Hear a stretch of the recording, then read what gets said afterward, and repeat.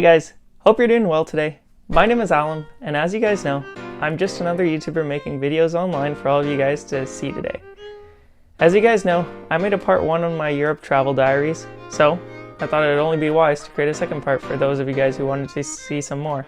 In part 1, I talked about some of the places I visited, how many countries I went to, some of the experiences I had, my top 5 destinations and experiences there, as well as some of the things I would do differently post-trip or if I was traveling for a second time. Now, although it was great, it was mostly a briefer on my experience overall in Europe. It didn't really give you guys any framework to go off of and to help you plan for your own trip. So I thought in part 2, I'd go a little bit more in depth. So, being in Europe for about 3 months, I learned a lot of things about myself, as well as I learned a lot about how to plan accordingly for a trip. If we're looking at the trip that I recently took, I said England in there 4 times. And no, that was not a mistake. I made 4 separate trips to England, which was a huge mistake. Instead of planning trips accordingly based on regions, I ended up going back and forth a lot, which took me a lot of time in traveling and costed a lot of money. You can also tell I did a trip to France early in my trip, along with a trip to Spain early in my trip, and then did the exact same thing later. Instead of doing that, to save yourself some money, look at not repeating destinations again. So, for me, I could have done Nice and Paris together instead of looking at doing it separately, thinking I'll have marathon stamina. As well, I could have done Ibiza, Barcelona, and Madrid together, meaning I would be less tired, would have more energy, and overall would be spending more time and have more money to do the things I love doing in travel. Also, for planning effectively, you can look to plan your flights ahead of time. Now, some people may have the same misconception that I had when I first went to Europe being Canadian, but I had heard if you had gone to the airport on the day of or booked 2 to 3 days before, you'd get the best prices because those would be the seats that were open and thus they were more willing to sell them. However, I found out a lot of occasions that was not the case. If you wanted the best prices possible, 2 to 3 weeks was probably the best amount of time to be able to book. You can use apps like Skyscanner, for example. Those give you the best comparable of tools to be able to see which flights are the cheapest from different airline providers. Consider even traveling budget airlines, but for sure, book your trip 2 to 3 weeks in advance from where you're traveling to once you're inside Europe. That way, you're getting the best prices possible. And if you decide it's too expensive, you have enough time to change to go somewhere else and your plans aren't foiled after all. Your trip, if you're looking not to take flights and more stay in the region, you can look at getting something called the Eurail Pass if you want to take trains. Now, this is something you can choose to book that gives you increments of a 10-day travel pass, a 1 month, 2 month, or 3 month, and it's very affordable options compared to using the plane. With this, it gives you unlimited access throughout the period and will allow you to travel throughout the Eurail network, which is quite vast if you're going to Western and Central Europe. That for some places you may have to pay a fee, a reservation fee. In Italy, for example, it was 10 euros each time you wanted to reserve. In England, it was about 25, but they were nice enough to waive it for the one time I did end up using it. And you can choose between second and first class. If you're going first class, you'll get extended legroom, which on longer trips is much needed.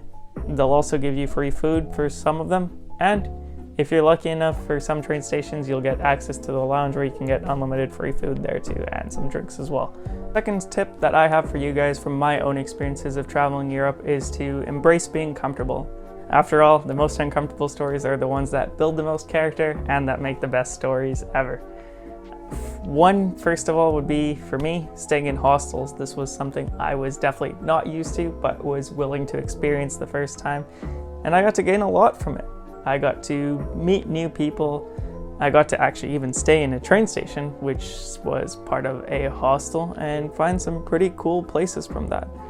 The hostel's a great experience overall because you'll get to be provided with tours.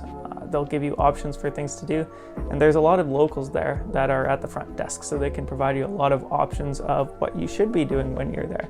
The topic of hostels as well, I was able to have one of the best stories from staying in a hostel. And it actually started in Florence when I didn't know anyone there, and there were 2 guys also from Europe, one from the Netherlands, one from France, that didn't know anyone either.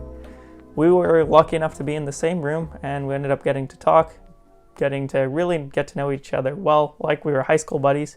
And before the trip ended, one day before, we decided to ask each other what we were doing.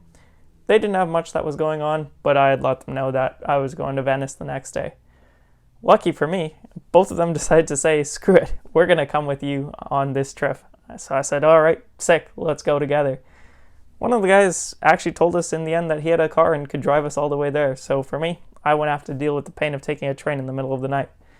So what we did, we packed our bags in his car. He drove us for about 3 to 4 hours, paid for gas. I paid for the toll ticket, and we ended up getting to Venice safely. So thanks to him, we had a great experience overall.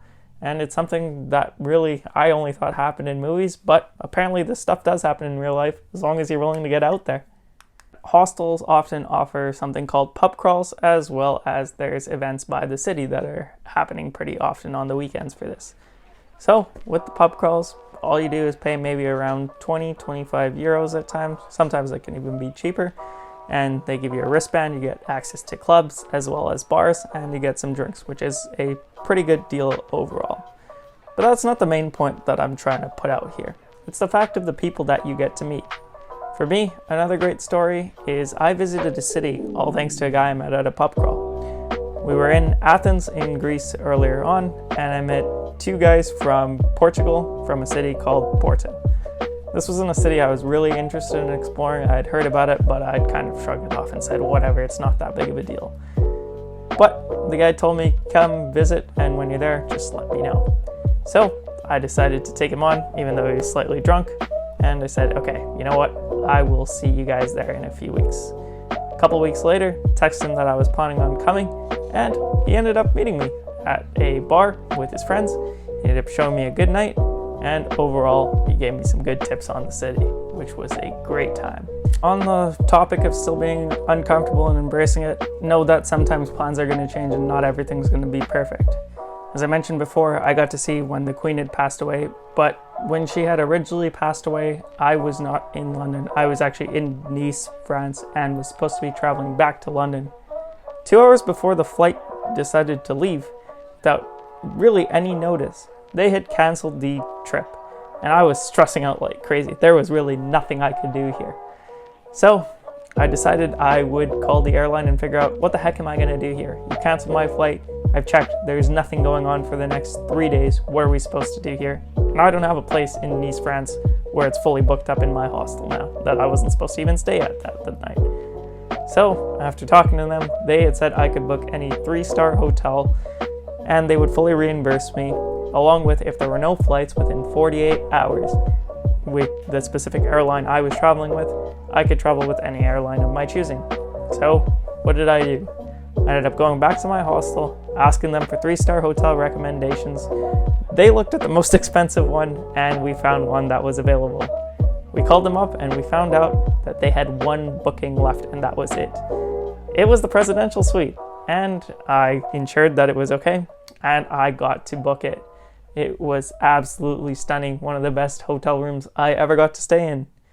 As well, I also got to book my flight, which was highly inflated prices. They were not cheap at all, but it was because the Queen had passed away, and I did get all my money. So I got a great hotel that cost maybe about 300. Some flights, I think that costed maybe 500, so 800 total back.